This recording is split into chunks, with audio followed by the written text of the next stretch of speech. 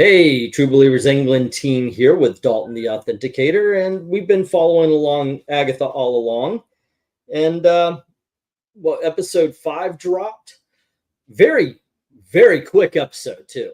It was Yeah, like 30 minutes and done. I think if you take out the credits, it's more like 25 minutes, actually. Yeah, it was. And I got to say, I think that hurt it. There's a lot that I liked about this episode. It was better than last week's for sure.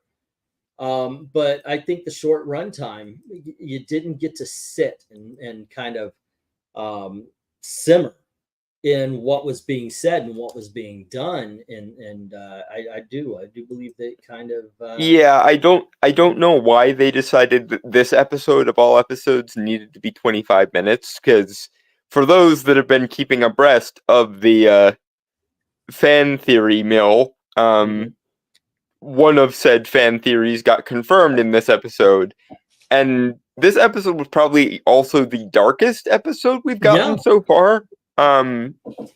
Which leads me to the why on earth would you decide that episode needed to be the short episode? If anything, like I said, either split the previous episode into 2 episodes to give both aspects of it time to marinate, or shorten it. But no, apparently they decided the short episode needed to be. I think their rationale was because of the big lore drop in this episode. They wanted to make it short so that people would be hyped on the cliffhanger. Maybe. Probably. So this one is Agatha's trial. Like last week was the Asian girl's trial and so forth. Yeah, they're going through the elements in a very weird order, but the first one was the water trial, that was potions. The second one was the protection trial, that was fire. This one is spirit, ether, or akasha, depending on how you frame the elements, and it's supposed to be the high priestess's trial. And this one, we get into the house, and there's a ghost there. They do the Ouija board thing, and it ends up being Agatha's mother. Let me put quotation marks around that. And by the way, yes, spoiler away is this. Yeah, we've been breaking this down for weeks now. The drill is the drill. So we get a couple of things. Now, in the last episode, if you remember, there was a scene where Patti LuPone, I forget the character's name, but she's the seer. Lilia Calderu. And she told the Asian girl, don't save Agatha. And you think it's what's going on right there, because, we do have Agatha with the get in trouble. So you think it might be that particular problem, but it happened in this episode. That's not what she said. She specifically said Alice don't, but there was no indication of Agatha. What you're thinking of happened in the 3rd episode, and that was her saying try to save Agatha. So I don't. Okay, so maybe that's what happened. Maybe she's necessary for later, therefore Patti LuPone saw it. But anyway, her saving or trying to save Agatha led to her death. So so we lose another witch, and I thought, okay, it would be kind of something if they were losing them a little bit more. We got a scene from the Salem 7 that turned out nothing. I think it did sent this episode into a darker area, like it kind of said, hey, we're about to embrace the darkness here. And right on into the ghost trial. I dug this. My first thought, though, was at the beginning, you see them playing around with a Ouija board, and Agatha gets possessed. I got to admit, I thought she was faking at first. I thought, okay, it's her plan, because she did do perfectly a great. She did a nod to Sharon, the woman that died, who was played by Kitty from that '70s show. Yeah, perfect freaking imitation of her too.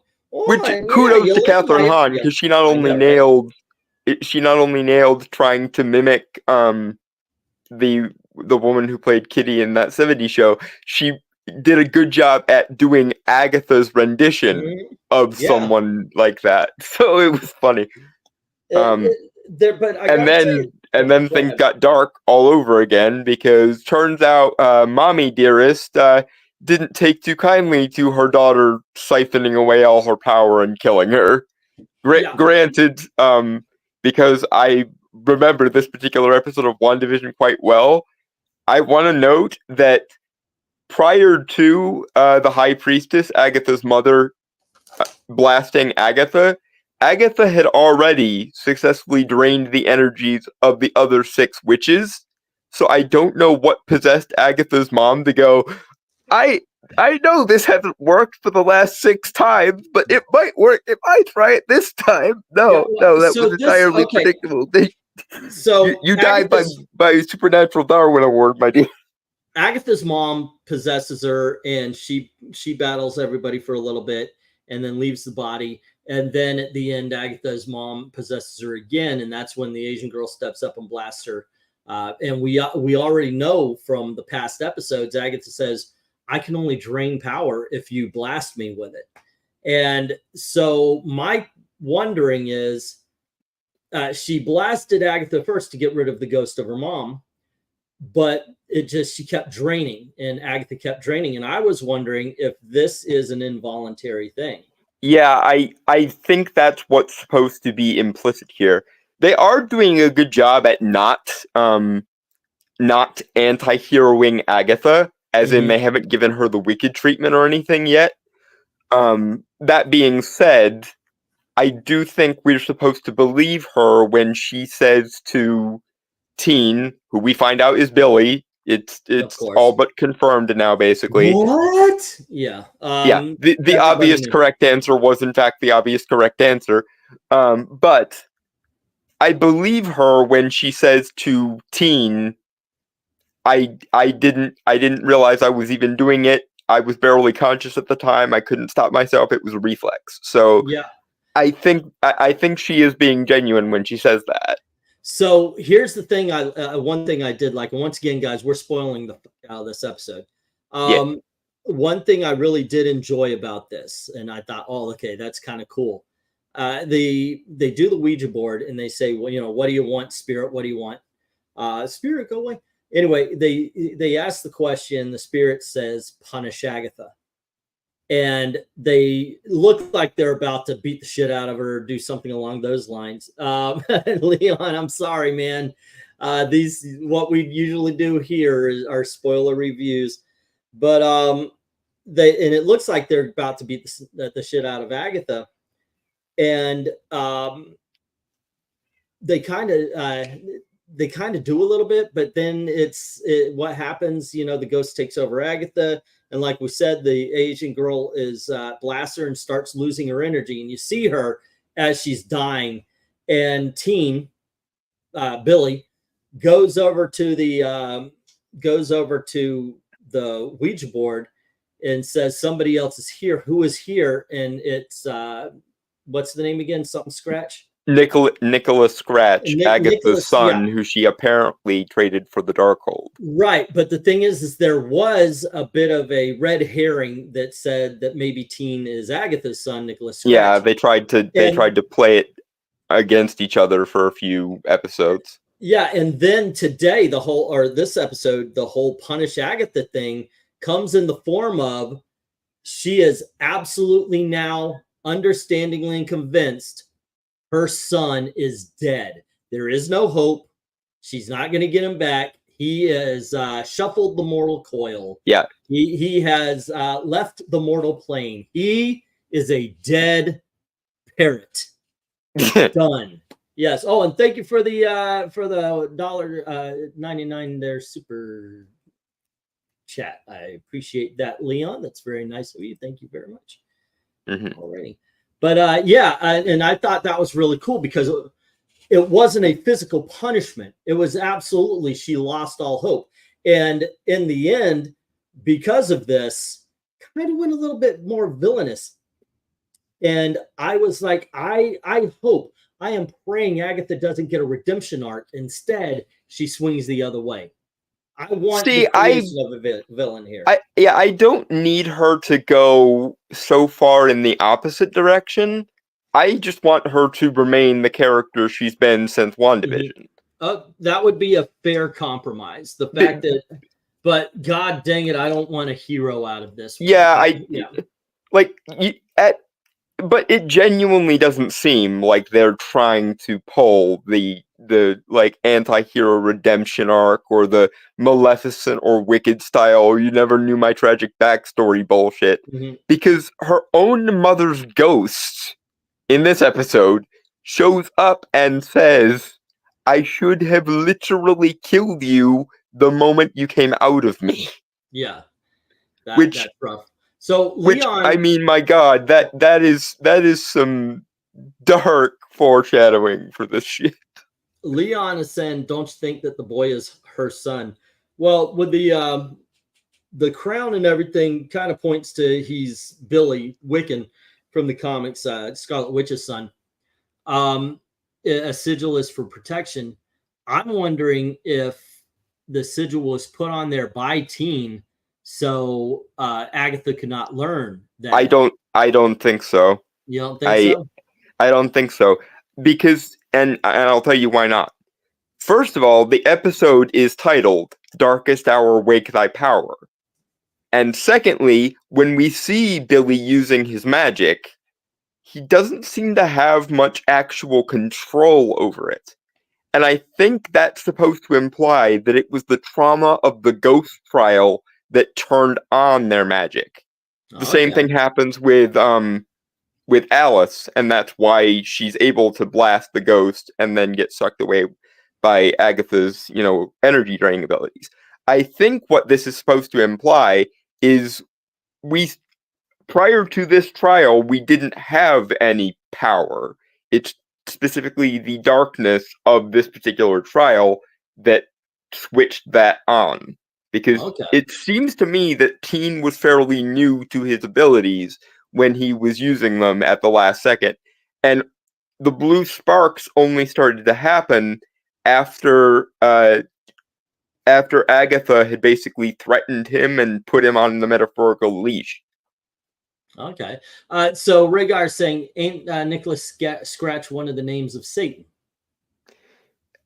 Old Nick or Old Scratch is one of the names given to the devil in hoodoo, conjure, and occasionally folk witchcraft. And that's why we keep you around. I am good at this. This is my corner of things thing, and I have literally been there and done that and bought the tincture. Yeah. Tonight I went to see the Terrifier 3 movie. Do you watch these films? I have heard really good things. I do think I watched the first one. It was fucking amazing, but also holy fucking shit. I assume the third one is much the same. Well, do you know that they went mystical? It's all heaven and hell now. I mean, and the third movie really steers into that. But in the second film, basically you find out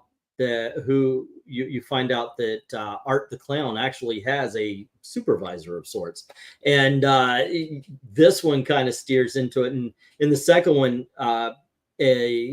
one of the final girls or the final girl is an angel, or she takes the sigil, like she's got the wings, the armor, the whole 9 yards. And then this time, now in this one, you find her origin. But I wondered, I was like, wait, is Dalton aware of this? Because it looks like a normal slasher film, but it really is about the battle between heaven. I was not aware of this. That is interesting. I thought I would point it out to you.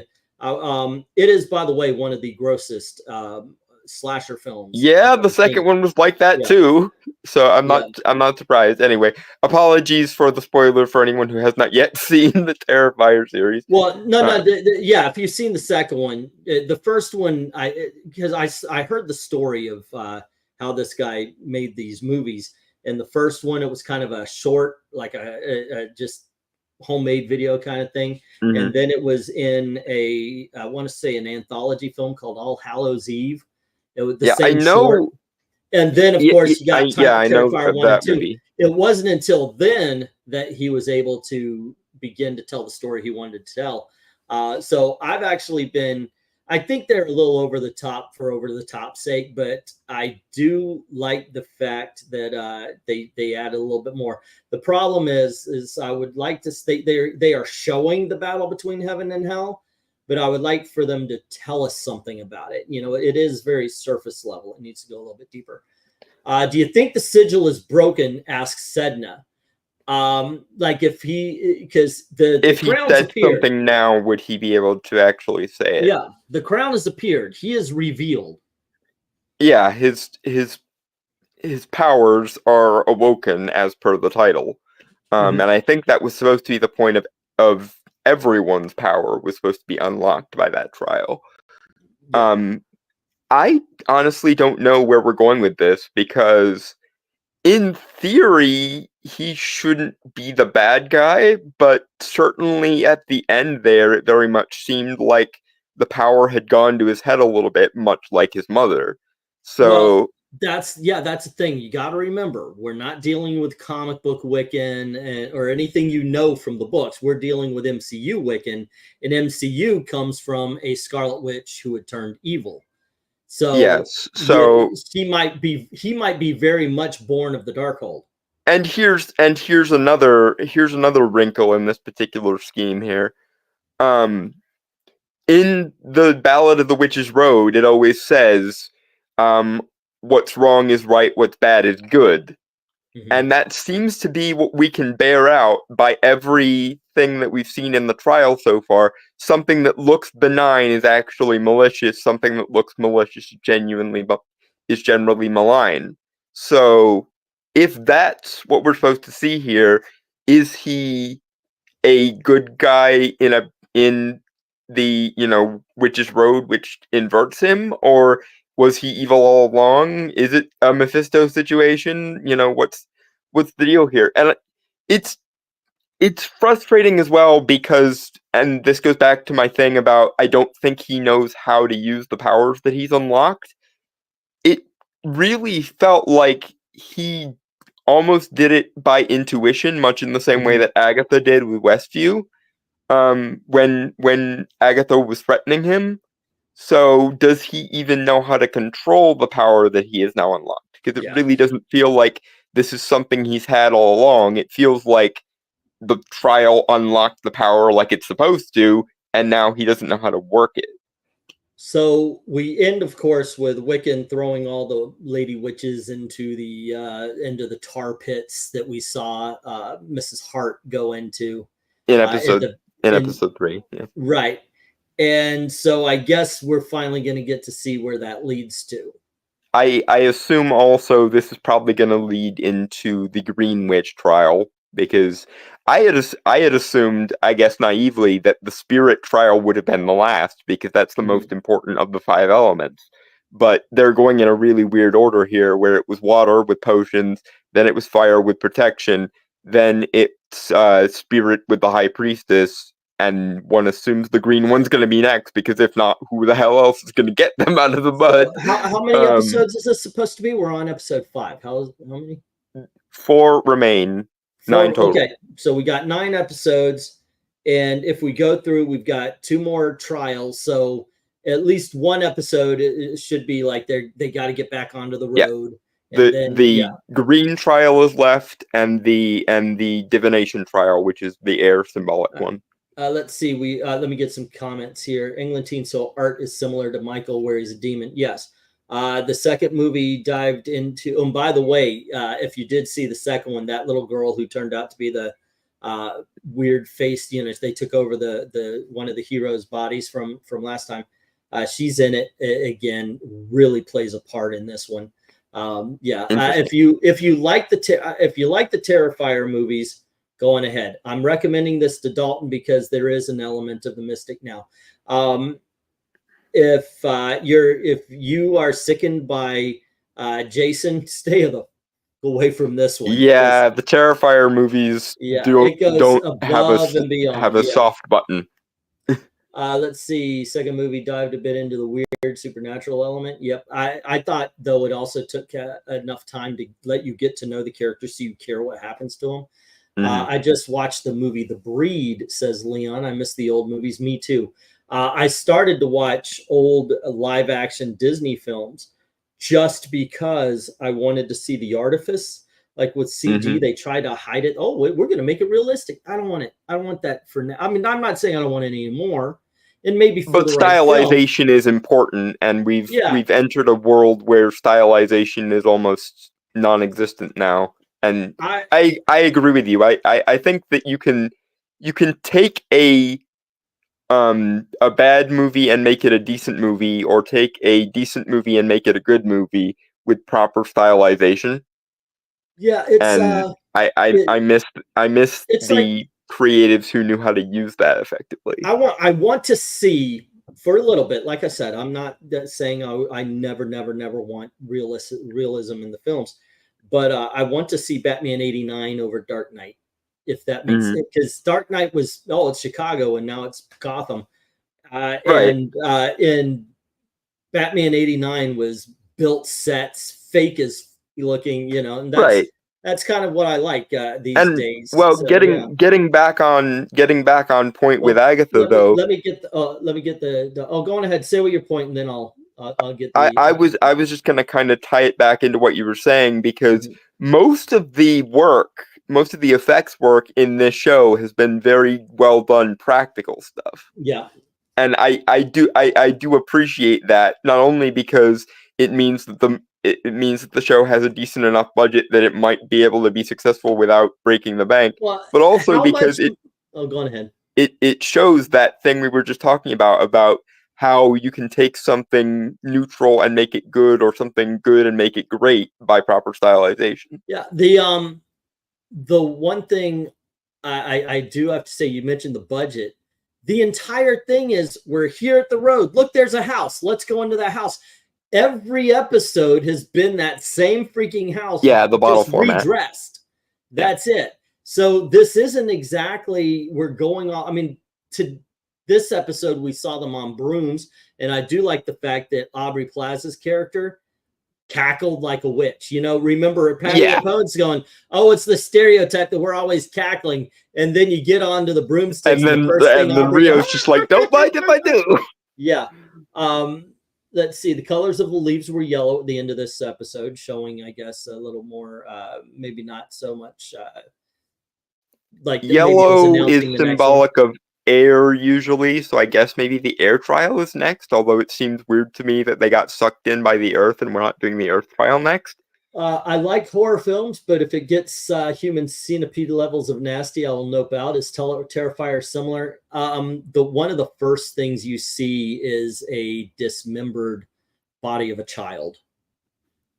This is a very gruesome. It does go over the top. Like Jason, you'll see like a spear through the face or something like this. This one just absolutely gross out. He peels a guy in this. Yeah, in this movie. Terrifier is at least what I've seen of the Terrifier movies is very much in a Saw style torture porn sort of vibe. Yeah, in a lot of ways. Fine with me promoting indie comics. I don't have a problem. You want to say, hey, I read this book. Don't do the whole go to the GoFundMe page, but yeah. I mean, if you want to tell, hey, I read this book and it's awesome, by all means.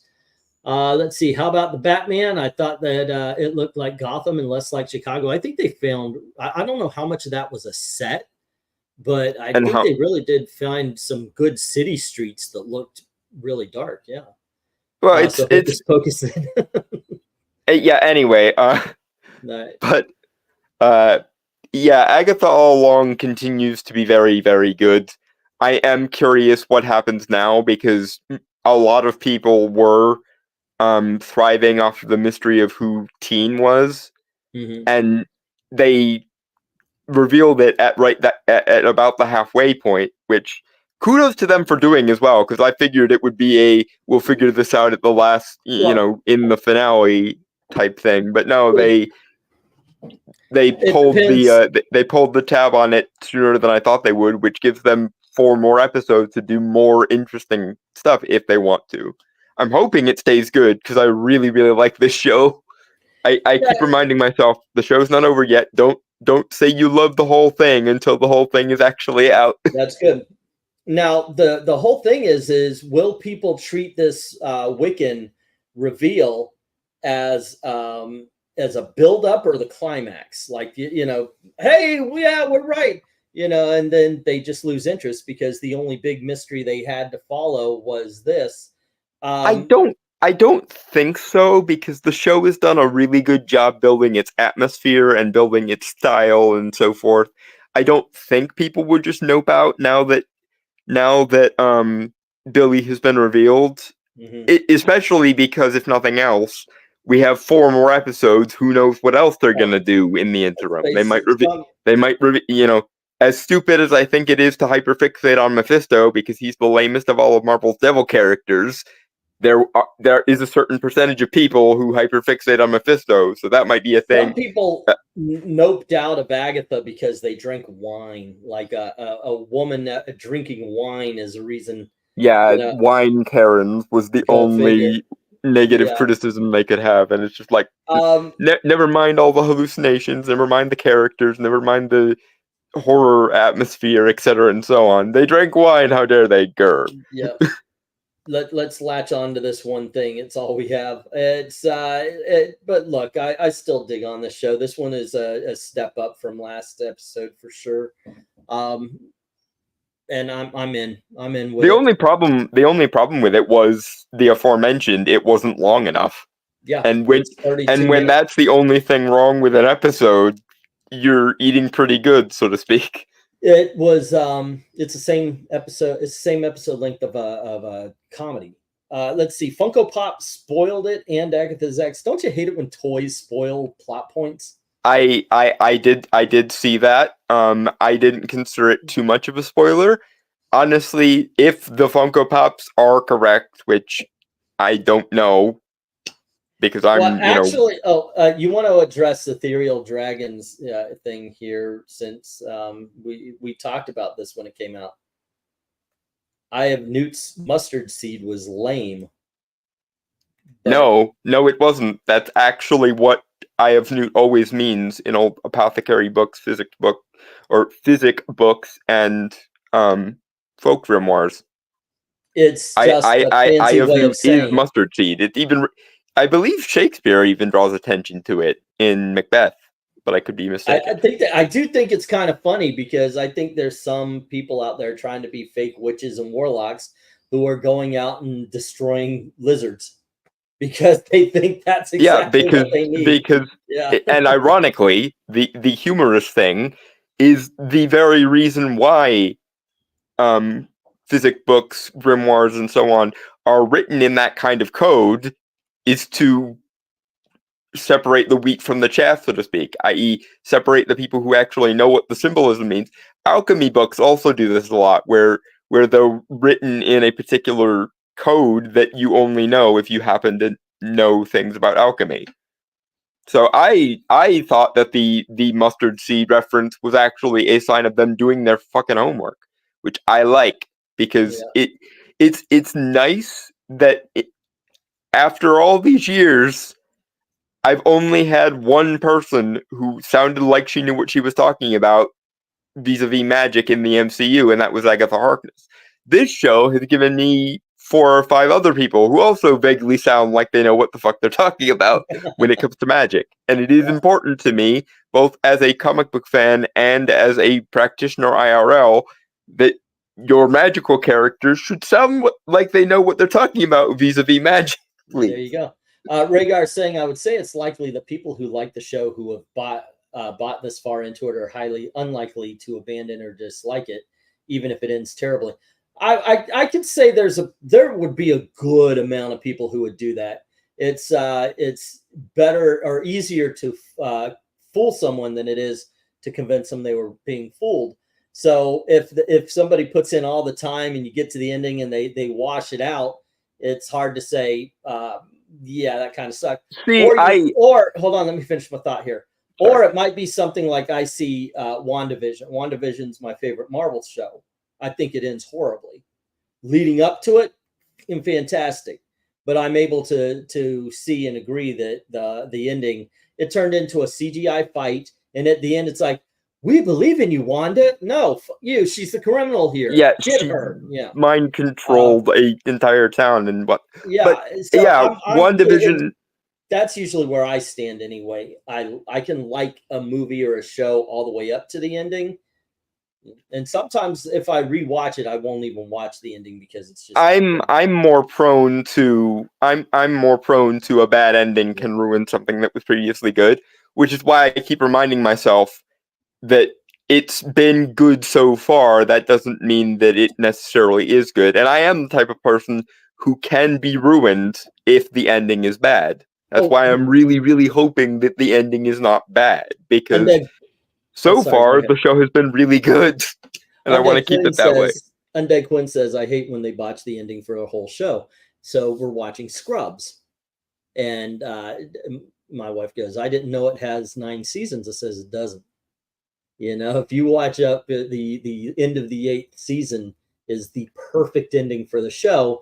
And then, of course, the studio says, we need 1 more season. And the 9th season is shit. I don't care.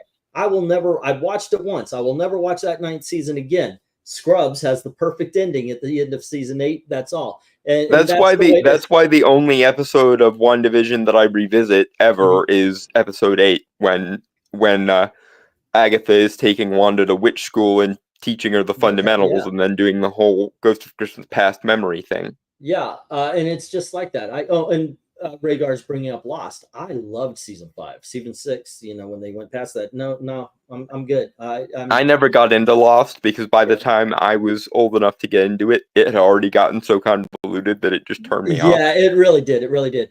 Isn't garlic another weapon against evil, or is it just vampires and not magic per se? Any negative mystical or spiritual influence can be flummoxed with garlic. Come on, people are more likely to be subversive just for the cool factoid these days. I've always found, though, it's cooler to hate than it is to like. People like to, when you are going off, and this is why you see so many negative reviews. I've done it. I'm not calling anybody out. I've done it myself. The reason why you see more negative reviews than positive reviews is because people want that confirmation bias. And if you think something's good, okay, yeah, there's no surprise there for some reason. But if you are going off on something, people want to know that they were right also. It's like Batman, I watched Batman and Robin like 10 times because I could not believe it was as bad as it was. And I just kept trying to find something good. But the thing is, well, what I found good of Batman and Robin was Joel Schumacher apologizing for it. And that goes back to what I meant about it's easier to fool than be fooled. I didn't want to be fooled. It's a Batman. How can you get Batman so wrong? Now I see it as Batman 66. It's just a continuation, and I love it all over again for what it is. And you're welcome. You're welcome to that pretzel logic if you can. Know, right? This is why I try so hard to maintain at least some semblance of objectivity. This show is a really good example. That's every episode I go in being like, I'm not going to show for it, but I'm not going to hate on it either.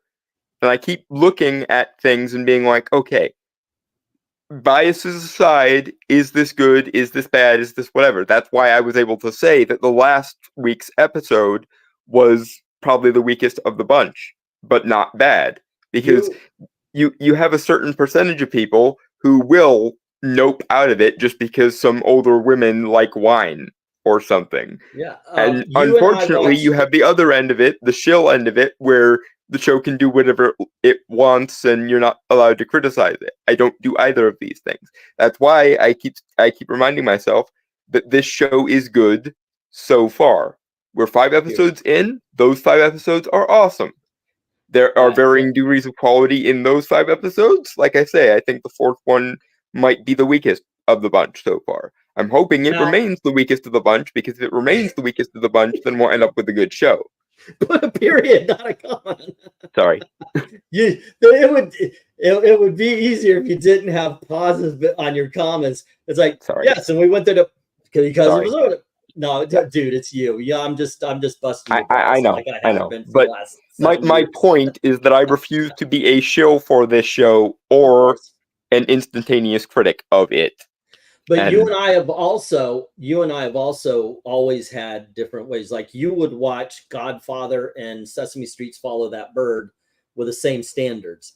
And that's what you mean. You watch shows objectively. I very much am subjective. I'll put myself in a position of someone who's going to be watching Follow That Bird, or I'll put myself in the position of watching Godfather. Now, objectively, I know Godfather is a better movie, but even though it's boring comparatively. You are full of shit. I'm sorry. Anything oh my gosh, you have just burned your credibility. All I'm gonna say now is Goodfellas is the better mafia movie than the Godfather series, because it's actually more fun and engaging to watch, whereas the Godfather feels more like a homework assignment rather than something you watch for enjoyment.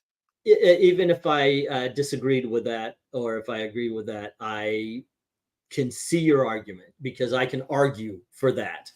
Let's see what we got. Because let's see, Ethereal Giant. I think that. Hold up. Let's go. Oh, Dexter 2. Of course, talking about the endings. They had to fix it years later. I haven't jumped on the Dexter train this time. Everyone has their opinions. You may like one show and someone says I didn't like it. It's just a personal. Exactly. And even here, my thinking has always been this: if we watch a show and you like it and I don't, your time was better spent. You win. It's obviously not a contest, but Rhaegar here is saying Game of Thrones season 5 through 8. It's a horrible ending to what was once a great show. I truly believe that when the Daves lost interest, they should have been either fired or let go. So some showrunner that was interested in Game of Thrones could have kept it going with the same quality.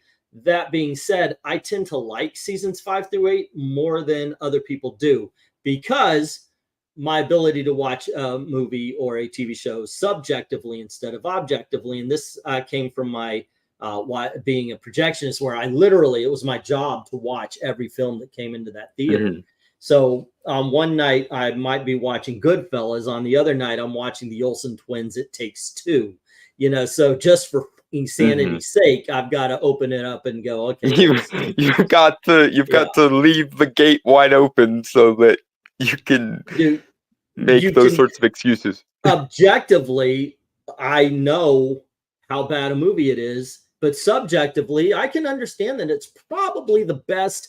Preteens have to get to a concert show that you're gonna see. So you learn to watch certain things. Yeah. Positive confirmation bias exists which is why yes, you know what, Rhaegar? I absolutely agree that you have people on both freaking ends of that spectrum. You will not hear me ever say anything different. But I think that negative confirmation bias is stronger, and that's why you see it around YouTube. Because it's fun to watch something burn on some level. Blacklist started good and then went full insane. Is what I watched as Undead Quinn. I want to see that show because I like James Spader. I must say this is the first I've heard of wine being a controversial issue for the show. No, that's actually one of the complaints back a couple of episodes, that they were just wine moms. Because older woman enjoys wine or something, even though when you zoom out from that and realize, wait, the wine was poisoned, wait, it's causing them hallucinations, wait, those hallucinations are relevant to their character journeys and or the like escape room logic that they're trapped in here. But never mind all of that, never mind the characterization, never mind the horror movie atmosphere, never mind any of that. Older women drink wine on screen. Well, it must automatically be bad. You have to admit though, middle-aged women in movies drinking wine is a trope. I never understood that. Because I hate wine. I just don't like it. I don't like it. Tastes like sour grapes. And also, when you get a dry wine and you drink it, and you're actually more arid than you were before. No, it should be like, oh, I'm thirsty. Let me drink this liquid, and you feel. So no, I've never gotten into wine anyway, so I never understand that. I'm drinking tea or a soda or something like. You guys seen my big ass jugs of tea that I drink from and everything. So yeah, I never understood the whole. Oh, I'm thirsty. Let me grab alcohol. Yeah, of any kind, really. But I don't get it either. I drink the alcohol I drink for the taste of it and for the like education of my palate more than anything. I don't have any desire to get drunk or tipsy or buzzed or whatever. And the most I've ever gotten drunk was one Thanksgiving when I made the mistake of letting my teenage brother prepare my drink, and he made it out of so much alcohol, but he also made it so weak that I drank it in like 20 minutes, when normally I'm the sort of person who I can sip on one drink for 2 hours. Let me and nothing of value is lost. I'm very much the same too. That's why I think the drunk streams are popular, because everybody knows I'm going to get drunk in about 5 minutes. Let me go through some comments, because we are falling behind a little bit. Is this marketed to romance and magic viewers? Magic viewers, definitely. This is not. I will say this: Agatha All Along is not Marvel. This is the least Marvel thing that they've done in a long time, because it really does feel self-contained, even though one of the characters is Wanda Maximoff's son. I'll put it even better. If you are looking for a new Halloween show to add to the rotation, this has got you covered. This has got you covered out the frickin' wazoo as Halloween viewing. My frickin' God, they nailed the Halloween viewing. Like I say, a lot of the effects shots are done practically, and most of the effects are actually stylized by clever camera work or interesting set dress and so on. So if you're looking for Halloween viewing this year, you would do. I mean, obviously, while we're in the Halloween Marvel sphere, I would highly recommend Werewolf by Night also. But this is a pretty damn solid Halloween show for people who are interested in Marvel stuff. All right, so Rhaegar's agreeing with you that Goodfellas is more enjoyable than Godfather. Leon is left and then came back in the time we were doing. MK, I have a question for you guys. Which horror movie has the best soundtrack? Halloween, Nightmare Before Elm Street, Exorcist, Psycho, Christine. Ooh, okay. So with Christine and Halloween, you're getting John Carpenter, and he's writing his own score. And let's face it, let's just stick to the main tunes. Nightmare's out. It's got a decent score, but Nightmare's out, because you've got that awesome Exorcist score. You've got Bernard Herrmann's Psycho, and it's not just but the dun dun dun dun dun dun. The iconic ones. Yeah, dun, dun, dun, dun. It's so good, that one. I would say, but it's a three-way battle here between Halloween, Exorcist, and Psycho. A lot of people just, of course, remember that from Psycho, though the violins are yeah. I'd give it to The Exorcist just on how enjoyable the music is to listen to. Probably. Well, I was about to say the Halloween is really just a few piano notes. It's not it isn't big. Exorcist, I think, is a little bit better. I do agree with you on this one. Rhaegar says, Dexter to me is over. Me too. I have no desire to see a continuation. Season 6 might have been the last good one. I agree. Game of Thrones, Lost, and Sopranos endings all kind of sucked. Now, which was the worst? Who knows? Married with Children. Married with Children was the worst. They were canceled without giving an ending. So yeah, it's just okay. We're not doing this anymore. But then again, some great endings of seasons that never had a season 2. I remember they remade V about 10 years back, and it had a great ending. It was left on a cliffhanger. It's never going to be back. But of the ones that you mentioned, I'm going to have to say of Game of Thrones, Lost, and Sopranos, Sopranos the worst ending because it doesn't actually have it doesn't have one. You know, we're going to fade to black, and you can. We've been leading you all the way through this story, but on the very last, we're not actually going to let you have an ending though, because all of a sudden, it's a pick your own ending. No. First of all, I thought that Sopranos kind of dropped the ball that that last season wasn't an all-out war. But what you gonna do? Then again, I suppose it could have been worse. It could have all amounted to a dick joke like WandaVision did. Rhaegar says season 5 was when all the crazy plot inconsistency started becoming more apparent, and they completely dropped certain plot lines. It could be the prettiest ending ever, but still disappointing. I'm assuming you meant Game of Thrones because, look, I still enjoyed it. And as everybody was destroying season 8, I was like, yeah, it isn't as good, but it's still, it's like Game of Thrones and all other TV on at the time Game of Thrones was on, and Game of Thrones went, oh my God, we're falling.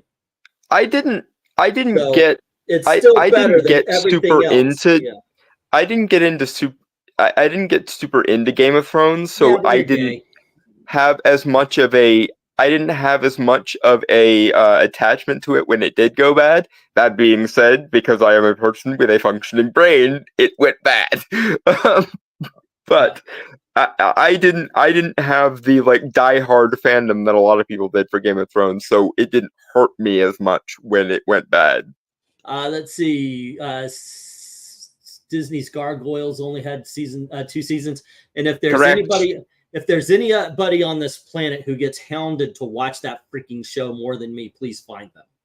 Okay, because certain people, not going to mention names, keep saying you got to watch Gargoyles. Let's talk. Watch the show, Eglinton. Watch the show. It's Disney's answer to like Batman the Animated Series, essentially. Do you guys want? If you guys want us to do Gargoyles, where we can have a little everybody, we can all get together and talk about Gargoyles. By all means, let me know in the chat or comments. I'm fine. I'll watch that kind of stuff.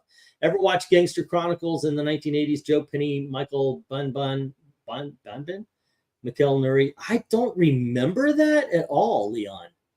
Brian Ben. No, but still, no. I in all honesty, if I did, I have forgotten about it completely. If what I'm hearing about the behind the scenes moves at Marvel lately is true, it appears self-contained for a reason. You know what? I think they need more of that. At the very least, what they need to do is say, you don't have to watch everything from here on in. Here's the magic side. Here's the space side. Here, and these stories are going to interlock with each other instead of you got to watch 22 episodes of or movies in the whole 9 yards. Yeah. Well, unfortunately, the one thing that Marvel needs to do, I don't know if they ever will, which is stop banking on every single thing. Let the audience tell you what they want more of. Yeah. Like Deadpool and Wolverine. People clearly want more of that. Agatha All Along. I definitely want more of that, and if anyone contradicts me on it, I will shiv them. Because this needs to continue, god dang it. But point being, you need to let the successes speak for themselves and not force things down people's throats, because most of the problem with most of Phase 4 and 5 is it basically rested on its own laurels as if they didn't have to do any work to, make something good enough that people would actually want to see it. This is the first time outside of Werewolf by Night and maybe the Guardians 3 Christmas special thing that I've actually been excited for something on Disney Plus Marvel side. Guardians except Christmas. for WandaVision, and that got nuked by the 9th episode. Guardians Christmas is staple for me now. Now Rhaegar is bringing up, of course, that you have the black pills. They were sounding the alarm on Game of Thrones since season 5. Everybody was sounding the alarm. It isn't a case of a lot of people not seeing it. So just a lot of people don't give a shit until it gets so incredibly obvious. I don't mind the presence of certain things. It's just when it goes overboard that it's like, okay, it's done. The Boys is another example. People are calling out the woke elements of The Boys since season 2, as you mentioned. It's just how does it If the affect show's you? All right, good, who cares? if you have somebody who is overly sensitive and they're calling out wine moms and shit like that because, oh my gosh, isn't that funny? You know, or cartoons and comics. God bless them, not rest them. You know, welcome here, friend of the channel.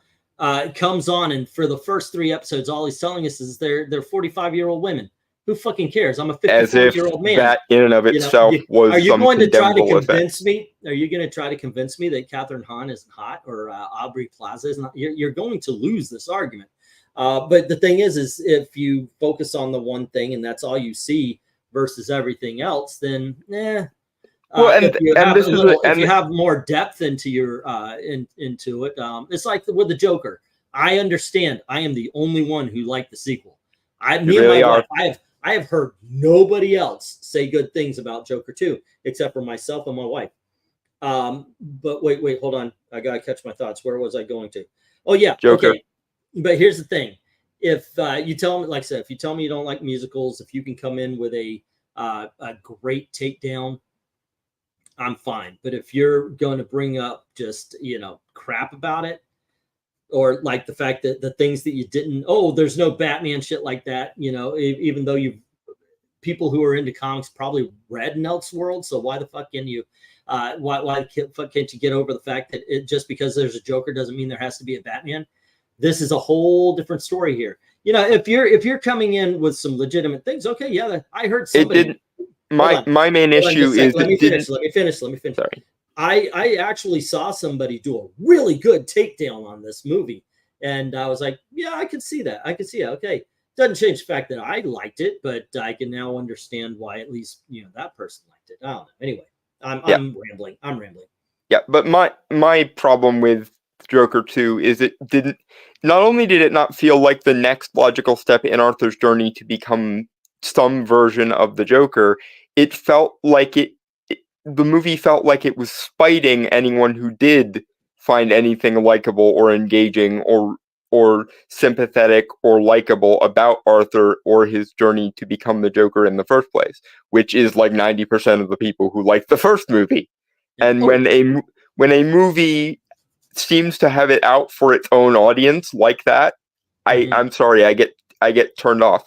Don't get me wrong, the movie is still well made because it's still the talent behind the first film that made it, and the music and the musical segments are good and everything. But I don't think Joker 2 is that movie. But we got to do a whole episode of this. That needs to be a thing in and of itself. Ending this off though, Agatha episode 5 might be the best episode of the show so far. I'm gonna take away the words might and be. This is short. That's my only complaint. But if you're complaining that you want more, then it must have been doing something right for the time it was on screen. But I'm reading off some comments, if you don't mind. I mean, no, go ahead. I don't want to cut the episode. I don't want to cut this. I just didn't want to keep wandering off topic and not ending the stream or whatever. This is like our old live streams where we say the topic is one thing, we say 2 things about it, and then we walk away from it. Yeah. So Ethereal's bringing up that Walking Dead should have ended earlier. Now, I've disagreed with this because I actually believe it got really good at the end. But here's the thing: I rewatched it earlier this year or late last year. So I rewatched it season 1 to 11, and it wasn't the later episodes that I skipped. I skipped. I found myself not wanting to watch, so I skipped the part with the governor's redemption and then collapse. It's that bored the fuck out of me. Let's get to him attacking the prison, and we'll go from there. That's actually the part. And I remember when it was on, everybody was, season 2 is horrible. Yeah, I could see why it would drag out when you're watching it week to week to week. But now that you've got it streaming, that actually goes by quick. The 3rd season goes by quick. It's that first 8 episodes of the 4th season that just goes at a snail's pace. I was like, God, this is so boring. Let's move it on, ladies and gentlemen. 5th season I thought was good. 6th was good. A lot of people got mad at the 7th because that's the all-out war with Negan. I remember saying here on the YouTube channel, in my Twitter, buckle up. This story is going to take some time because it's like 15 or 20 issues of the comic book. I have a similar feeling about the show Supernatural. Yeah. I, like most people, didn't like most of season 6 or 7, but unlike most people, I felt like seasons 8 and 9 got good again. So I'm glad it didn't end before seasons 8 and 9. But then season 11 made God the final boss, and I was just like, what? So MK is saying he's mad how Constantine and Swamp Thing got treated with only one season. Would you hold up before you go off on a huge rant? I love Swamp Thing. If you can find it, watch it. And I'm talking not just the 1980s movie, which was awesomely bad, but the TV show just from a couple of years ago, which is awesomely good. Okay, now rant away about how the worst Hellblazer is actually the best. I'm just kidding. Yeah, go ahead. Constantine, as played by Matt Ryan, deserved so much better.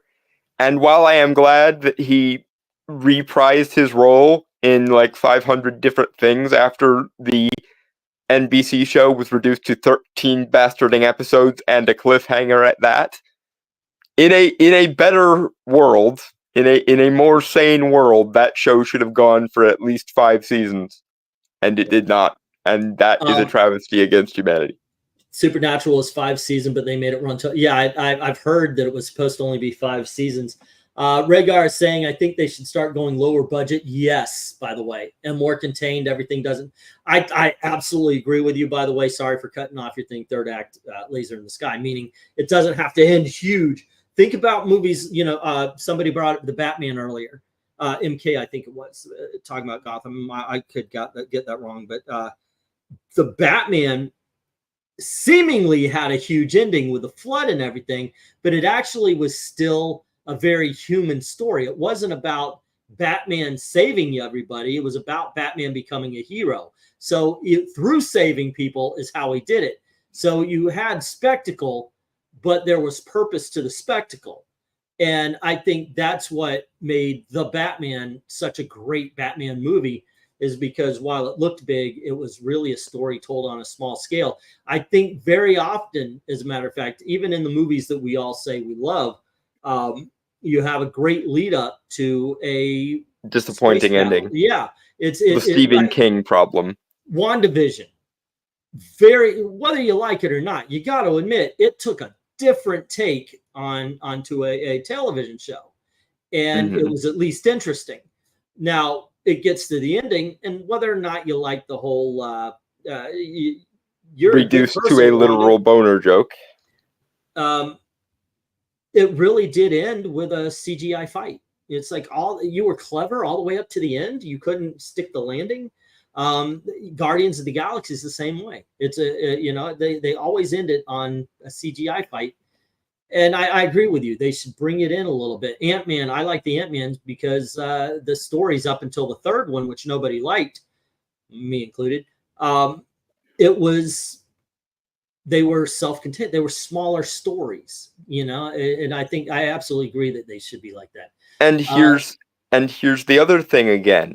You can make a small story seem larger or more interesting if you A, put lots of thought into it, and B, stylize. I don't know why stylization has become such a dirty word in modern day Hollywood, but so many of the best movies are sold, at least in part, on their stylization. And the fact that Hollywood appears to not be able to do that anymore flummoxes me entirely. Yeah. I do agree that the later seasons, especially this last one, was way too on the nose. For a little bit, you could already see that they were doing, Homelander is Trump. And this one, I mean, he almost said, let's make America great again. And here's my orange helmet. They really did play it on the nose. It was like, come on. What gets me when they do that, though, is that it is right-wing politics told by the far leftists who get their news from CNN and MSNBC. Well, that's a lot of people are waking up to the point that CNN and MSNBC lie a lot about what actually is happening. Yeah. Yep. Go ahead. And the funniest thing is, in season 3, when they were heavy with the Trump allegories for Homelander, they wanted to poison Trump with the reputation of Homelander. But what they instead ended up doing is they projected a lot of positive qualities of Trump onto Homelander, which made people like Homelander more. Yeah. Let's see what we got here. EFAP had a good discussion about the Joker 2 today. Yeah, I want to do one as also, especially being the only person I know that actually liked it. It's hard to believe that Todd Phillips isn't trolling. You know what? That's something I almost cannot argue, because why do you make this a musical? You know, and then a jukebox musical at that. Let's see. Rhaegar says, Englantine, you should do the Kamala Harris catchphrase, I'm speaking. But in all honesty, if you really notice, it's me trying to jump in to say something in response to Dalton. Dalton, I have given Dalton grief, and mind you, it's friendly grief, over the last 8 years. How long have you been on the channel? 7, 8 years? Yeah, somewhere in there. What I tell March him all of the time. 2017, I think. What I tell him all the time is drop the comma, find a period. Because, and like I was saying earlier, because he'll go, well, we were out walking the dog, and then we found this train. And that train was going very fast. I can't speak. It was carrying, yeah.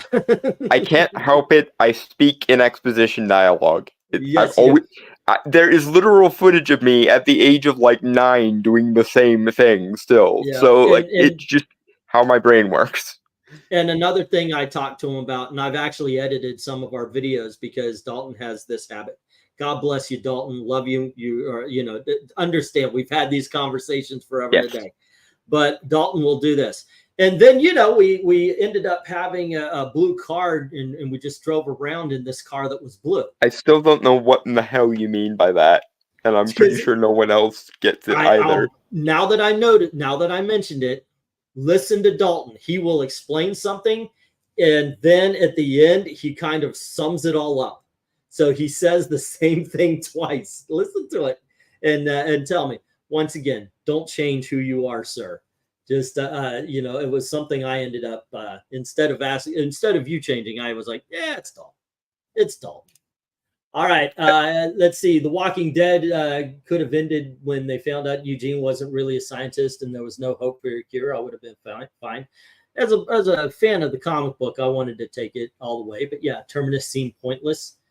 Kind of did, didn't it? Well, it was really setting up the Eaters, because there is that term. They didn't really have a home base in the comic, and they were the group was being followed by the Eaters. So I guess they figured it's a great way to introduce them, and then have them actually show up later. Punisher season 2 had too much filler in it. I watched it. I loved it. Me and my wife are rewatching. Well, I'm rewatching, but she's seeing it for the first time. So I'll get back to you on that. I was surprised at how many people left the show after Glenn died. I was like, oh, now they think the show is bad. Where were you 3 to 4 seasons ago? I thought it was weird that you get so attached to any character, you're done. Not wanting characters to die in Walking Dead is kind of an antithesis to what the show is all about. Serious, how many people have you guys heard stop watching because of Glenn? I only heard on the internet. My family, we all watch it through. The Walking Dead was never my thing. It was my teenage brother's thing. He absolutely loved the zombie craze that happened about a decade ago. But it was never really my shtick. Let's see. Agreed, Dalton. How shows like Velma and Iron Fist and Batwoman got multiple seasons of Constantine didn't. Is a crime. Well, yeah, you know, Batwoman and Velma, they're trying to make a point. Like, they didn't want us to be right about it. Mm-hmm. You know, I actually thought that was kind of horseshit. I mean, you spend millions and millions of dollars on a TV show, but then you have The Acolyte come out and you have She-Hulk come out, and the showrunners are like, we just wanted to tell the fans to go themselves. Yeah, good plan there. How did that work out for you? And that's to call back to the first topic, I suppose. That's why I'm so defensive on occasion of Agatha All Along, because the black-pilled types that rightfully threw Velma and the Acolyte over the coals, as well they should have been, for those things are shit, compare that nonsense to Agatha, and I'm just like, wait, you're using the same talking points as though Agatha is equally guilty of the same problems as the Acolyte or Velma.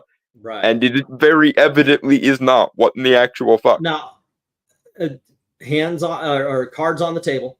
I did not watch The Acolyte. I didn't want to watch The Acolyte. I did. It was disgusting. I feel dirty for having done it. Bad, and I just said, no, I'm going to stay out of this one. Sometimes I think to myself, I want to go over these woke shows without the hype. You know, how is She-Hulk without everybody blasting your ear about how horrible? Still bad. Is there something to find in there?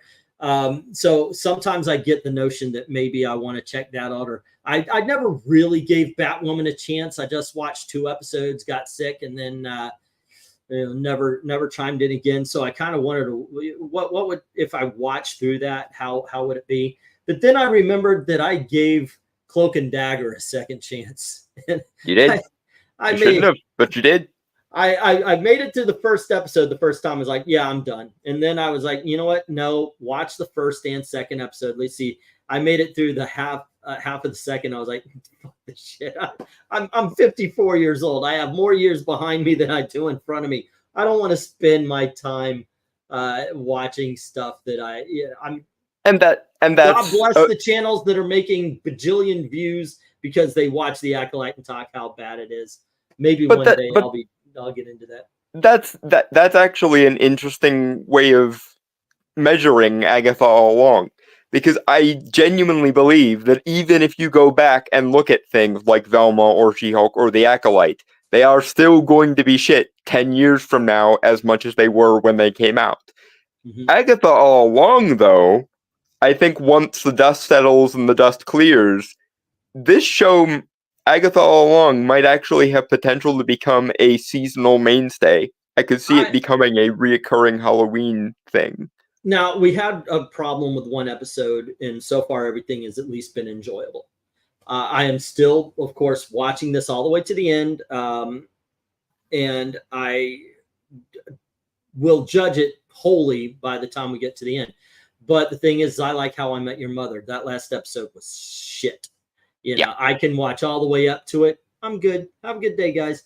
You know, and that's just the way it is. I watch Scrubs until season 8. I don't need to watch every episode of a show on rewatch. You know, even I'm sure there are some episodes, even if I started watching Smallville again, I've got all the DVDs. Smallville is one of my favorite superhero shows, but that doesn't change the fact that I want to still exists. Season 8, the one with Doomsday, is Suck City. So I don't watch a lot of it. You know, I don't put my through. I've been through it the first time. I don't need to go through it again. Let's see. I've seen some people say I just read that they dropped Smallville once they killed John Kent and Lex left, but you knew he was going to die at some point. Yeah, that's true. I just never understood that too much. MK saying, I've read theories that Phillips didn't want to do sequels, but Warner Brothers made over $1 billion and threw a boatload of cash at him to make the Joker. So maybe he purposefully did the worst Joker he could possibly think of in order to trash the IP. Maybe that's the problem is that annoys the audience more than it does the suits, I'm guessing. Well, it'll annoy the fuck out of him considering he spent $220 million and locally erected a middle finger with it. If it has the usual drop of a superhero movie, this is going to be at 50, maybe 60 tops. See, I think it's going to be larger than average, though, is my thinking. Well, here's the thing also. It has not released in China. And the first movie made boatloads of cash. So we have no idea what China's going to think of this. We have no idea. So I doubt it because it's a musical, but it may actually play better overseas than it did here. Just as an example, Little It is so Mermaid. far. It made 120 in its opening weekend. If you factor in the Little Mermaid did better here than it did overseas. Fast and the Furious was the X was completely different. It did shit here, but overseas it sailed. So that happens. here's the other interesting factor for Joker 2's second weekend drop. There are very good movies to compete with this movie. In particular, Terrifier 3, which I'm sure is excellent because the second one was. And it is if anyone what it hasn't is. if anyone But, hasn't yeah. if anyone hasn't seen The Wild Robot and you want some like good old fashioned like Disney style wholesomeness, see The Wild Robots. It is freaking amazing. Too much sex in Wild Robot for me to recommend. Just for the record, he's doing a bit, ladies and gentlemen. He's doing that deadpan thing where he says the stupidest thing he can say, but says it absolutely dead straight. It is the only thing he does that occasionally makes me want to punch him, but he's doing it. You have no idea what me and my wife are doing during Wild Robot, so don't say that you know what I'm talking about. Okay, now, the Joker 2 will be a hit since Bollywood is a thing. That's actually, when I was saying what I was saying, I actually was thinking Bollywood. They might love that movie. Yeah, you have now permanently tarnished the otherwise wholesome image of the Wild Robot in my head. I will be coming after you for royalties, Far sir. too much. You're gonna pay for my therapy on that point. God damn it. Too much sex in that movie for sure. Yeah. But I don't know. There you go. Agatha's good. We answered. I hope it sticks the landing. Please let it be continuously good. What is Chronicle? I have no idea what that is. MK. If they're referring to what I think they're referring to, Chronicle was a found footage supervillain movie, essentially. Oh, that's right. Yeah, the one that led what's his name to get Fantastic Four. I liked it. It was okay. Josh Trank, but yes. Yeah, it was okay. To me, it wasn't groundbreaking, but it didn't piss me off. I kind of hate Chronicle. I know a lot of people loved it when it came out, but I've never been a big fan of that movie. Let me see. I'm going to see Saturday night sometime this week. We're also seeing apparently a what's that? My Hero Academia got released this week, so we're going to see that. I'm going over movies that I've seen recently that I can recommend or not. Surprisingly, for such a low budget movie, I do recommend Hellboy: The Crooked Man. It's actually better than the big budget one that came out. I haven't gotten a chance to see that yet because they went direct to digital with it and I haven't bought it yet. I need to do that. I just saw that there's another VHS, so I am looking forward to that. Things will be different. I haven't seen The Platform 2 yet. Looking for that. What else have I seen here? Because I know I've seen some. Joker, we talked about. Salem's Lot on Max. Venkman loves it. I say it's a really good first half, and then the second half kind of hits the wall. If they're gonna do Stephen King or Reduxes, can we get a version of Needful Things that's actually more like the book, that would please? Be nice. I think they should have done a miniseries for. Let's see, Wolves. I'm looking. I don't see comments yet because I'm looking at a list of movies. Hold on, let me see if I can't make it so I could do both here. I'm enjoying the live stream. I hope you guys don't mind. It seems like I'm a. This has just become one of our old school live streams. I can't speak today, apparently. Unfortunately, it doesn't. Oh, there it is. I think this is it. There we go. Let's see. Going up the list here. Haven't seen Wild Robot. Megalopolis. Aubrey Plaza is naked under a sheer black nightgown. That is the best thing of it. Otherwise, it sucked. I saw. You can get just as much sexy Aubrey Plaza from Agatha All Along, though, and it doesn't suck. No, she's not naked, and she's naked in yet, sir. There are 4 episodes to go. I am up for by the way, here you go. A+ film, Superman, the Christopher Reeve story. absolutely fantastic. Wolves with Clooney and Pitt, fun as hell film. Let's see, Universe of the Shade, Omniloop, Mistake. I want to see his three daughters. Let's see, Transformers 1. If you're a Transformers fan, you're going to enjoy it. I was distracted enough that I don't hate it. Haven't seen The Substance yet. Never Let Go. It was entertaining, but it's pretty forgettable after a little bit. Let's see, Winter Uglies. My Old Ass, surprisingly good. It's a very introspective kind of movie, and I enjoyed it for that. Let's see, Hereafter, Dead Money, Speak No Evil, fan-freaking-tastic, dude. I loved that movie. 4:30 movie, the new Kevin Smith. It's a C. I saw it. Yeah. That's about all you have to say about that for Forrest Gump. Let's see, Fly, Continue, Casa Bonita. I'll be right there. The Front Room, we didn't see that. Beetlejuice, we enjoyed.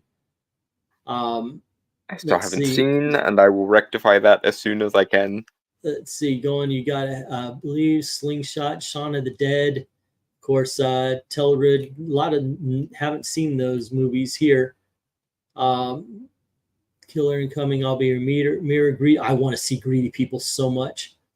The Crow sucked. I made it 15 minutes in The Crow, and I was like, "Fuck this shit," and turned it off. It was so bad. It's not good. There are ideas in it that might have worked if someone had actually gave even remotely parts of a fuck, but they didn't. So, all right, don't enjoy the live stream too much, Englatine. I believe it's illegal. Yeah, there you go. Killer Clowns from Outer Space is just fun as hell. My friend keeps using the words ambitious movie next to the word megalopolis. Okay. It makes me very worried about seeing the movie. Imagine Francis Ford Coppola was a 12-year-old kid. And then this happened. And then, oh, and wouldn't it be cool if this? Oh, and we need boobies. Yeah. Have I mentioned how much I hate art house snobbery? Yeah, especially when it's old guard directors who used to be fun and experimental in their younger days, but have since every imaginative thought they've ever had died a slow and painful death. I like Salem's Lot movie, even though I prefer King's Main Vampire. I think the movie is one still is done. Hey, I'm glad you liked it. You know, like I said earlier, you spent your time better than I did when I watched the movie. Let's see. I don't see Transformers to have backstory, except for there you go. Of course, Englatine's going to want to see a film called My Old Ass. It's very on the nose. Right. They've had a backstory since the 80s show, says Austin. Okay, so blink twice. Let me warn you about something. This is actually not a bad movie, but it's kind of a mystery all the way through. What's going on? And it's this famous guy. Basically, Channing Tatum is Elon Musk, very rich man. He's gotten in trouble a couple of times. He's at a party and he meets a couple of girls and invites them onto his island, and things start happening. I almost want to see it just on the basis of Channing Tatum as Elon Musk. That's too awesome. Okay. Well, it turns out that the men invite the women on the island so they can abuse them, and like seriously sexually and physically abuse them. Oh dear. Yeah. The feminist misogyny. The one thing, now it's not a horrible film, but it is so, as it was said, it's so on the nose. It is so on the nose. But one thing I thought they missed the boat on was that there's a younger gay guy who seems like he's not in the loop, but in the end they make him in the loop. And I thought, well, it would go to serve that maybe one of these rich egomaniacs or homosexual just want to do that to a pretty guy instead of a pretty girl, you know. But they dropped that freaking boat. But yeah, any resemblance to people real or fictional is completely incidental. No Daltons were harmed in the making of this movie. The Union is fun. That's on Netflix. That's Mark Wahlberg and Skincare is a Lifetime movie. This is one of those mystery movies we went to see. If you like those kind of movies, enjoy. Yeah, I'll go through the whole list, guys, because that's what I want to do. Caligula was Caligula. Alien. So I know some people didn't like this. I really like this film. I thought it worked. Jackpot is on Prime Video. Fun as fuck. It's Peacemaker. What's his name? John Cena and Aqualung, whatever her name is. And they're just fun. You know what else is on Amazon Prime and is really good that you still haven't watched yet or haven't finished watching yet? Hotel. Okay, yes. But the whole premise is if someone wins the lottery, but then you can steal the lottery by killing that person. So it's a so really the Purge plus In Time, basically. With a lot of comedy. Yeah. Let's see. Running on Empty. Good one, Girl. You know it's true. Girl, you know it's true. I will not watch it. It Ends With Us. Cuckoo is exactly what you're talking about. It's a horror film. It tries to be overly intellectual and it fails. Borderlands. Holy shit, that was a good movie. Now, I don't like the game very much, but this movie gave me a hard-on for how cool it was. I was watching that and I was like, God damn, who missed making Kevin Hart an action star is a fucking moron.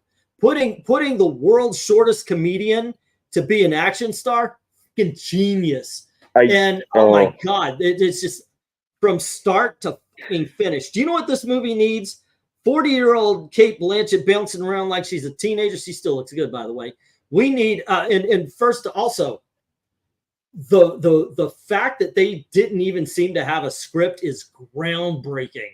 I am telling you, I have never seen a movie like this. In Jack Black, chef's kiss.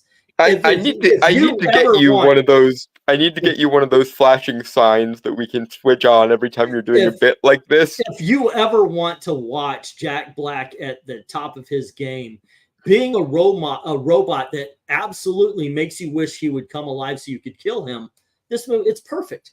This is the perfect film. Some people think Godfather is the perfect movie. No, Godfather, it just didn't have all these elements. Did Godfather have a fucking robot that shat bullets? No. So you can't say it's a perfect film. Cannot say it's a perfect film. This one had a robot. To answer the obvious question that everyone in the audience is probably thinking violently right now, no, this is not tolerable the more you get to know him. Every time he does this, it gets more and more insufferable. Show me the freaking scene in Goodfellas where a tween girl is throwing bombs made of stuffed rabbits. I mean, there's that one scene where a teenager the fact that she had blows an up endless, a building. Forget the fact that she had an endless supply. Fucking genius. Goodfellas didn't have that. Goodfellas sucks. Borderlands is where it's at. All right. Let's see. We got the war game. This hopefully concludes the bit so that I cannot have a stroke. Yeah, man. I'm sorry. It's just wow. Oh my gosh. Did you see Shyamalan's whatever his name is? Trap. Holy shit! This movie was suck. I'm watching this. I'm going, what the fuck are you talking about here, guys? There are so many contrivances in that movie. It's freaking ridiculous. This movie was just bad. That being said, and this might surprise you, Harold and the Purple Crayon, joyous, absolutely a fucking good time. I watched it. I was like, God dang, this is exactly the kind of film we would have gotten in the 80s. It's a really good movie. I was entertained. Eglinton, did you take some of Florida's remaining cocaine with you when you moved to Indiana? Yes, but that doesn't mean that this wasn't a good movie. Right now, you look more coked up than Snowflame, my friend. So you're saying that Astro Boy movie is also a perfect movie because that has a robot boy with machine guns coming out. Austin Proctor gets it, ladies and gentlemen. Robots with shit coming out of their ass makes a perfect movie. All right. And this is why all men from Florida should be quarantined in Florida so that the rest of us don't have to deal with them. I'm being serious. Harold and the Purple Crown was a very enjoyable movie. And I am also being serious. We need to turn the state of Florida into a pen so that none of us have to deal with it. Deadpool and Wolverine was damn near. This was everything that every geek film that came before it was not in this new, what do they call it, section or whatever, phase 4, because this one was fan service in the right way. It loves its fans, unlike Alkalite and other things like that. Let's see, we had Skywalker's Oddity. I wanted to see that but missed it. Twisters. Being someone who worked at the attraction at Universal Studios, I knew as soon as he mentioned the title that this was going to be where the story goes. Okay. Do the working at the attraction story for the check notes 50th time. Okay, so point being is, I thought this movie was fun, but it's like B. I can't say A+ on this. I can't go because it's too. I don't know. It's too much the first movie, and it's not enough at the first movie all at the same time, and that is an impossible task. So I don't know. Take that how you should. Let's see. Wanted to see Sing Sing, didn't get a chance. Long Legs. Oh my gosh. Nicolas Cage should be nominated for this movie, hands down. Fucking amazing performance here. Wanted to see Fly Me to the Moon, didn't. Seven Samurai. It's a re-release. See it anytime you can. Mother Couch. Wanted to see that. Maxine. Haven't seen that one yet. Despicable Me 4. Oh, Beverly Hills Cop. Fun as hell. I enjoyed that one. Let's see. These are short little reviews of everything I've seen. So, yeah, thank you for your patience. Reunion, Last Summer, June 0, Family Affair. Nope. That's on Netflix, right? Quiet Place Day 1. It was a movie. It was fine. I'm very proud. They did one thing clever. Like, everybody's evacuating the city, and everybody's walking out, and the sound of footsteps and bags rattling cause all the aliens to come down on them. Horizon, an American Saga, easily one of the best films of the year. I say that without hesitation and without irony. I didn't see it in the theaters. I saw it on HBO, and then I wished I saw it in the theaters. The way this movie looked, it needed to be seen on a big screen, and I dropped the ball on it. Well, we were trying to get our footing in the city here. But yeah, let's see. Trigger Warning, didn't watch that even though it's Jessica Alba. The Kinds of Kindness, I want to see that. That's, I think, on Hulu now. Yeah, Green I think Border, so. Firebrand, Fancy Dance, Copa. Let's see. I want to see Thelma too. It's like the 90-year-old woman that takes revenge on the drug dealers. Gotta watch that shit. The Bike Riders, it's all right. It's on Peacock right now. That's where I saw it. It was all right. What's his name? Venom, the guy who plays Tom Hardy. He was Tom Hardy. Yeah. Let's see. Time to Walk to a Creeper. I agree with Dalton with most things he says tonight. What's going on? That's phase 5 now. Let's see. Need to wall off West Coast cities. Deadpool 3 screamed to me, pointless movie. Now you get it, sir. Beverly Kills Cop sounds like it would be an interesting film. I know. Let's get that thing going. Englantine, how about Trap? Okay, so here's the thing. I have right out the gate, I had a problem with Trap. First of all, it turns out, as you've seen, I'm not spoiling anything. He is a serial killer, and he's at a concert with his daughter, and the police have surrounded the building, and when he exits, they're going to find him. But throughout the movie, you see the police pulling guys who look like him, same height, same build, hair. And I'm thinking, no, horseshit. That's against the law. You can't do that. That is absolutely against unreasonable the law. Search and seizure. Yeah. And I was like, that is so. And then you hear so much of this girl singing on stage. And she's cute. She's got an okay voice, but she is in no way, shape, or form a pop star or anything like that. And it's constant. And then when the credits roll, it's like, oh, that's my daughter. You know, that was her credit. Oh, that's my daughter. And I was like, oh, that's what this whole fucking movie is about, showing off his daughter's singing ability. But really, there were so many contrivances. He meets a guy he goes up to buy a shirt for his daughter, and a girl asks, it's the last one there. And he says, let her have it, honey. We'll come back later. And the guy behind the counter is like, hey, you're such a good guy. Let me give you all of this seemingly superfluous information. Superfluous is the word you're looking for. Thank you. There you go.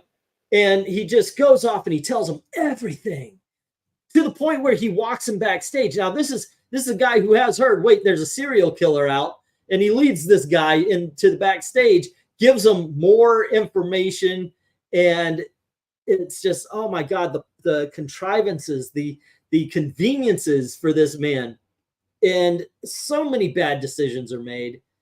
It was just, yeah. In other words, in the words of the great Admiral Akbar, it's a trap. It's a trap. Yeah. The trailer for Kind of Kindness pissed me off every time I saw it. I'm like, what is this supposed to be about? I haven't seen the trailer. I just saw the poster. Let's see what else. Black Barbie. I have not seen that. Let's see. Treasure Ride, Reverse the Curse, Grab, Ghostlight, Bad Behavior, 20,000 Species. Pixar's Inside Out 2. I did not want to watch this. I so did not want to watch this. I don't like Pixar making sequels all the time, but God damn it, it was good. It really was a good film. So, what you gonna do? I am not surprised it made $1 billion and change. Yeah, it's very entertaining. Honestly, I'm of the same mind as you, where I'm like, I wish they would go back to making new stuff, but at the same time, if it's a good sequel, it's a good sequel. I don't know what to tell you. I love Rhaegar. His superfluitiveness knows no bounds. Thank you. Bratz is a great documentary about the John Hughes crowd. I am going to go through this entire fucking year. You guys are, you could drop it. There you go. Hitman, one of the best films of the year, easily. It's on Netflix. He is a guy who pretends to be a hitman to catch people who are hiring others to kill. Watchers. It's all right. I refuse to watch Bad Boys. I don't. Not in the it's against my morals. It's just I saw 1 and 2 and 3, and it no.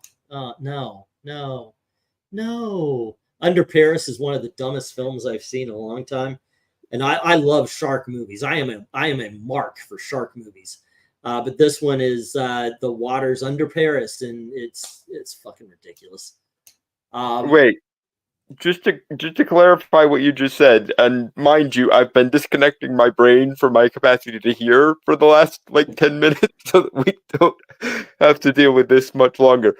But there is a movie that exists about sharks winding up in the underground lakes of the French catacombs? Yes. Lots and lots of sharks. Merde is the only correct response to that. Merde. This is one of the best movies you could see this year. Also, it's on Disney Plus. It's called Jim Henson, Idea Man. It's a documentary about Jim Henson, and it is wonderful, easily wonderful. Let's see, In a Violent Nature. I missed that one, but can't wait to see it. The Dead Don't Hurt is a Viggo Mortensen movie, so I'm into that. Young, haven't seen that. Summer Camp, haven't seen that. Hitman, Beach Boys, did not see that one either. Furiosa, a Mad Max saga. Bombed like the Enola Gay, but man, it was entertaining. It was entertaining. If was also fun. Strangers Chapter 1. Just watch the first one over again because it's the same goddamn movie. Let's see. There you go. I'm going through it a little quicker. Oh, Last Stop in Yuma County. Do yourself a favor and check that out. That is a badass film. Let's see. You realize people have long since stopped taking any of your recommendations because you deadpanned the shit out of Borderlands for maybe 5 minutes. Maybe. Hey, did you guys watch and did you like Kingdom of the Planet of the Apes? I enjoyed it. I will also enjoy if they continue this story. I hope they do. It was fun and enjoyable, and that's about as much opinion I have on that movie. I was surprised at how much I like that though. I've been enjoying this run. Beetlejuice. Yeah, it's actually pretty good. I enjoyed that one. Yeah, I know. I get into these things, and it's like, okay, but my OCD tells me to finish it.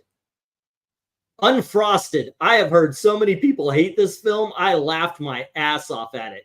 It's about the Kellogg Pop-Tart. It was directed by Jerry Seinfeld, and I just found it to be funny as hell because it is absurdist comedy. It is not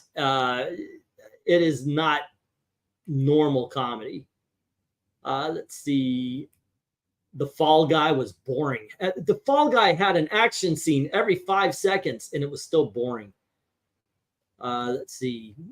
I'm trying to find these because I know around here I didn't see a lot because I was just moving.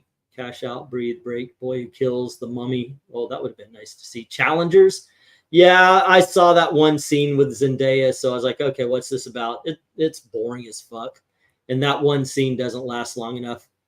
Let's see, Grown Now, Three Musketeers, Rebel Moon. I'm never watching part 2. I saw part 1. That's enough.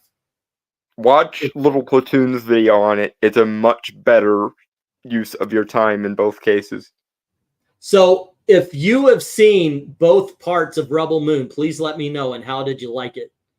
I want to see Sasquatch Sunset so much. It's about Bigfoots. I love comics. So who's hated more, Zack Snyder or Michael Bay? I think Snyder.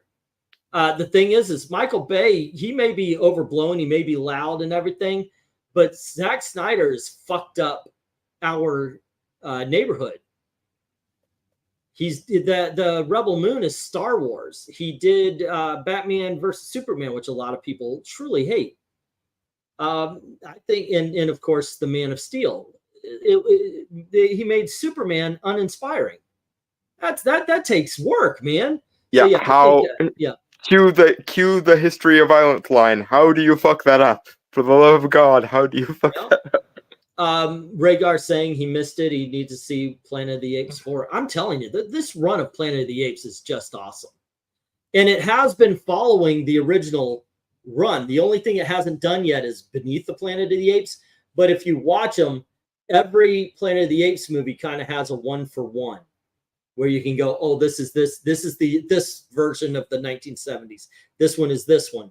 So yeah, it's actually pretty cool. Now they introduced, spoiler alert, in this one they introduce kind of like the rebellion, the human civilization that's left. So I have a feeling that if they do a 5th one, it will be Beneath the Planet of the Apes. It wouldn't surprise me. By what? He never goes on podcasts saying wacky things. Michael Bay is great. He is authentically himself. You could give that to him. Yeah, some Transformers fans have said Bay messed up Prime as much as Snyder to Superman, but depends on who you ask. Yeah, there you go. Let's see. I think you roboted for everyone and not just me, Larry. I don't know, though. Oh, sorry. The mystery you're back now. It's fine. But for a second there, if I can believe my own internet connection, I think you roboted massively. The Ministry of Ungentlemanly Warfare is a fun film. It's a lot of sound and fury signifying nothing, but it is a fun film.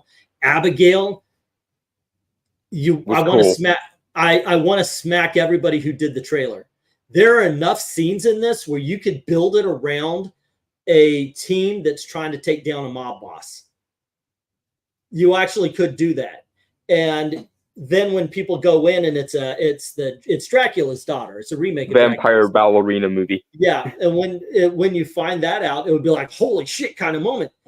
They totally ruined it by everything they were trying to sell this with. But otherwise, it's still a fun film. It was still a fun film. I enjoyed it. Leroy, Texas. It's important to Voodoo's. Is an ordinary who runs an ordinary business, fictional town Leroy. He longs for a wife, stable and affection, but they're given someone else as if they loved him more complicated. Okay, yeah, I thought. Yeah, and we lost E. And I am just going to keep addressing the chat and stuff while we are waiting to get him back, because I no longer have the controls to end things. And trying to exit out of that page, I exited out of the show. So there you go. Anyway, yeah, there you are. That was April. I like to watch movies. I try to see at least 100 every year because I have some.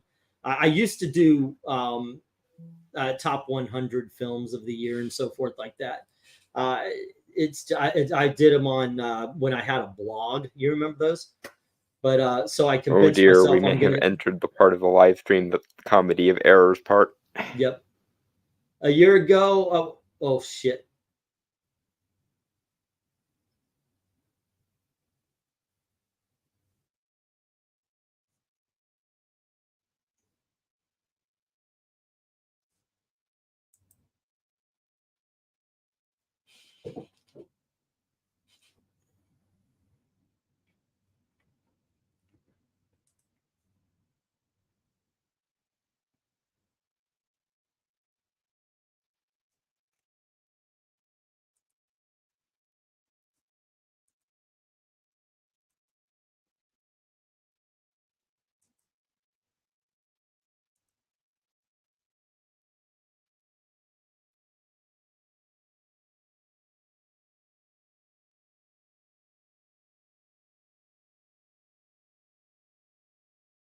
Hello.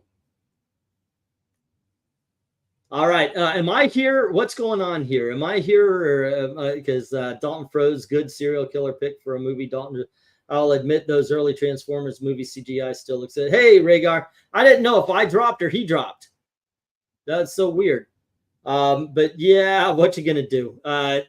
Hopefully he'll be able to pop back in. But you know, I've been having trouble doing that anyway. Still. Dalton froze and then disappeared. I thought he mentioned it like I was the one that dropped. Well, I just standing there like a dolt. Okay. There you go. Which yeah, you know, you guys know I've been having trouble with this for a while, bouncing in and out and all that kind of stuff. One thing Bay and Ander have in common, they both made Superman and Prime edgy. Yeah, that's true. His channel kicked him because he lavished unreasonable amount of praise on Borderlands. I was being facetious. Yeah, you froze, then Dalton froze, then you came back and kicked Dalton out. That is not really the way it happened. But there you go. Let me see if I can't get this guy back. Yeah, we should just shut down anyway. There, I really do have a problem with that OCD thing. If I start it, I have to finish the project I'm on before I can move on. So yeah, I sent him a link. See if he jumps on, and then we'll do the how's you do's. Bay and Snyder, my fault. What? But there you go. Once again, I guess I'll go back to the reviews and everything. I did see the definitely see the Terrifier if you are into that kind of thing, because it is more of the same. I'm the same way with things I start. Once I start, I can't stop it. Yeah, and sometimes I find myself, I'm wasting a lot of time because I know how useless the task is, but I have to get to the end of that useless task. And just, yeah, I can't stop. And have you ever been this guy? Yeah, hold on. I got to find a save point. You know, I have done that so many times to family as well. It's just, yeah, just kind of got to finish that off. Alrighty. Yeah, fuck it. My OCD kicks in. Got to do this. So let's see if Dalton jumps in. Let's see, where were we? Leroy, Texas, Damaged. The Arcadian is a horror film with Nicolas Cage. It's kind of like The Quiet Place with alien invasions. I am sold on Nicolas Cage no matter what he wants to do. So I was always I just saw Friday the 13th for the first time. It was a re-release, and that sure was an 80s slasher. That's all I got to say. Dude, I love the Friday the 13th films. I really do. Of course, they got their two shitty ones, the fifth one and then Jason Goes to Hell, but damn, that's awesome. Games of the 80s and 90s and no save points are rarely. Games now have them every 10 minutes. Thank God for that. I used to like to play Sonic, but I never finished a game. Never finished it because I couldn't get to a save point, or I couldn't Couldn't save the game. Alrighty, and let's see. Oh shit. Okay, let's try to do it all over again. There you go, and share the screen. Austin Procutor, not a fan of the 1980s, huh? Well, I guess some people, you know, don't dig on the old stuff the way others do. Don't Tell Mom the Babysitter's Dead. Love the original. Watch this one. They race swap the family, and yeah, it's not good. I mean, it's not good. It sucked. It absolutely sucked. Civil War. I don't get what that was about. Tell you the truth. I mean, you know, the America's at war, but it's not about the Civil War itself. It's about photographers going across and filming it. And can you tell the story properly? I mean, this is a movie that every American could have gotten into because of how divided we are these days. And they absolutely dropped the freaking ball on it by making it a Hollywood movie instead of a movie about America. Let's see. Yannick Scoop, The People's Joker. House for Beginners, Greatest Hits, Girl Steak, Chicken Linda, The Beast, Wicked Little Letters. Haven't seen it. Monkey Man, didn't see those. Steve. Oh, I haven't seen that. I think I want to. I like Steve. Steve. God damn it. Comedian. Did the fucking Jerk movie. Martin. Steve Martin. Give me the light. Let's see. In the land, Godzilla versus Kong. What? That's entertaining crap, by the way, but it is crap. Let's see. Sleeping Dogs, Shirley, Rule of Fire. Late Night with the Devil is an A+ freaking film. Kamiko the Treasure Hunter is actually a re-release of a movie that came out in the 2000s. It is so sad because it's based on a true story. It didn't exactly go the way they meant, but yeah, what a great movie. Luca is okay. Frozen Empire got a lot of shit. I don't get it. I love that film. Not loved it. I liked it. Roadhouse was fun, but yeah, watch the original. Let's see. Knox Gives Away. One Life. Arthur the King. American Society of Magical Negroes. I have not yet seen. I can't do it. I was thinking about maybe giving it a try, but good Lord. And Damsel on Netflix. Holy crap. That was fun, but it's like, God, this is a bad movie. Kung Fu Panda 4 was bad. Spaceman on Netflix with Adam Sandler was good. Let's see what we have here. Dune Part 2. Haven't finished it yet. I've tried to finish it like 9 times. It just isn't doing it for me. I had no desire to watch it when it came out because I thought it was going to be leftist circle, you know whating about, but some say it was different. What are we talking about? Oh, Civil War. Yeah, it really is. It really is that. You know, it didn't go into the politics so much saying, hey, we're right, we're wrong. But they took so much joy in killing Ron Swanson, who was dressed up like Trump. You're the first person to say that. Oh, no, I didn't say. Okay, yeah, okay. If I, you know what, I didn't say it out loud, but I think with my words, I may have implied it. I apologize. I apologize on that. I really like 80s movies. It's the slashers are becoming the exception. The more I see them, I can understand that. Dune remake or Rebel Moon? Dune remake, hands down, every time.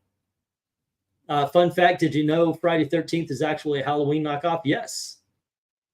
Oh, he admitted it a long time ago. What they did was they actually came up with a title, Friday the 13th, and then they made a poster for it and sold it based on the poster. Like people invested into that movie based on the Friday 13th poster, and all they really did was, here's the title. They didn't have all that like Jason in the Woods kind of thing. Let's see. What we got? Haven't seen Code 8 stop motion. I want to see that so much. It looks like a good horror film. Is that it? Ordinary Driveway Dolls? Yeah. It looks like I'm getting to the end of this. This is me no way up. There was when we were moving, I didn't see shit. Madam Web. I saw Madam Web. Gosh, I feel so lucky. That movie sucked. That movie was horrible. It might be the only thing worse than Captain Marvel that was released in the Marvel Universe. Let's see. And then Turning Red, Out of Darkness. Lisa Frank. Okay, Lisa Frankenstein's easily the worst film of the year. So I'm going to leave it there because I just noticed it's 2 o'clock. Anyway, guys, I mean, technically I said it, he was just reading my comments as Rhaegar. I know. Anyway, guys, there you go. Yeah, I managed to make an hour live stream, 2 hours long. Thanks for hanging around, though. Tomorrow, or I guess later tonight, we're talking about kids horror comics, or like the Dells and such. This is a Christmas comic, but I'm using it as visual. Yeah, we're gonna do Looney Tunes, maybe some some Harvey comics and so forth and so on. So please join us for that at 10:30. And as always, thanks for hanging out with us while we talked movies and TV. Kids horror comics. I know what you're doing. Scary Halloween comics, let's say that. But with all that, guys, thanks for hanging out. And as always, thank you very, very much for watching. Have a good night. Alrighty. Really.